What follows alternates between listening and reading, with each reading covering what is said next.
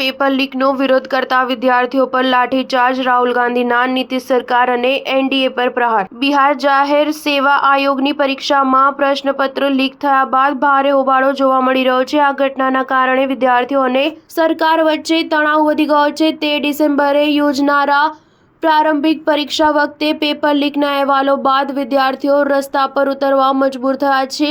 પરીક્ષાર્થીઓ પરીક્ષા રદ કરવાની અને ફરી પરીક્ષા યોજવાની માંગ કરી રહ્યા છે। 25 ડિસેમ્બરે પટનામાં પોલીસે બીપીએસસી ઉમેદવારો પર લાઠીચાર્જ કર્યો હતો। હવે આ મામલાને રાહુલ ગાંધીએ ગંભીરતાથી લીધો છે અને તેમણે બિહારના મુખ્યમંત્રી નીતિશ કુમારની સરકાર પર આકરા પ્રહારો કર્યા છે। વાસ્તવમાં પેપર લીક થવા મામલે વિદ્યાર્થીઓએ બીપીએસસી ઓફિસને ઘેરવાનો પ્રયત્ન કર્યો હતો, જેના કારણે પોલીસે લાઠીચાર્જ કર્યો હતો। સોશિયલ મીડિયા પર આ ઘટનાના અનેક વિડીયો વાયરલ થયા છે।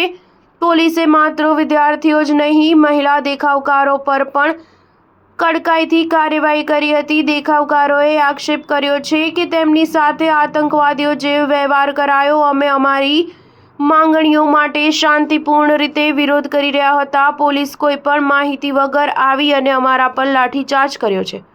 બિહારમાં પેપર લીક બાદ આંદોલન અને લાઠીચાર્જની ઘટનાથી રાજકારણ ગરમાયું છે। વિપક્ષને નીતિશ સરકાર પર આક્ષેપો કરવાની તક મળી ગઈ છે। કોંગ્રેસ નેતા રાહુલ ગાંધીએ કહ્યું કે મેં સંસદમાં કહ્યું હતું, જે રીતે એકલવ્યનો અંગૂઠો કાપવામાં આવ્યો હતો તેવી રીતે પેપર લીક કરાવી યુવાનોનો અંગૂઠો કાપવામાં આવી રહ્યા છે।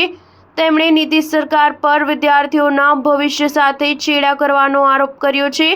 13 ડિસેમ્બરે યોજાયેલી પ્રારંભિક પરીક્ષામાં અનેક ગોટાળાના આક્ષેપ લાગ્યા છે। વિદ્યાર્થીઓનું કહેવું છે કે તેમને મોડા પ્રશ્નપત્રો આપવામાં આવ્યા અને અનેક જગ્યાએ પ્રશ્નપત્રો ફાટેલા હતા, જેના કારણે પેપર લીક થઈ હોય તેવી પ્રબળ આશંકા થઈ। બીજી તરફ બીપીએસસીના ચેરમેન પરમાર રવિ મનુભાઈએ પરીક્ષા રદ કરવાનો ઇનકાર કરી દીધો હતો। તેમણે માત્ર પટનાના બાબુ પરીક્ષા કેન્દ્રમાં 4 જાન્યુઆરી 2025ના રોજ ફરી પરીક્ષા યોજવાની જાહેરાત કરી। સ્ટાર ન્યૂઝ 7 હંમેશા સચ્ચાઈની સાથે।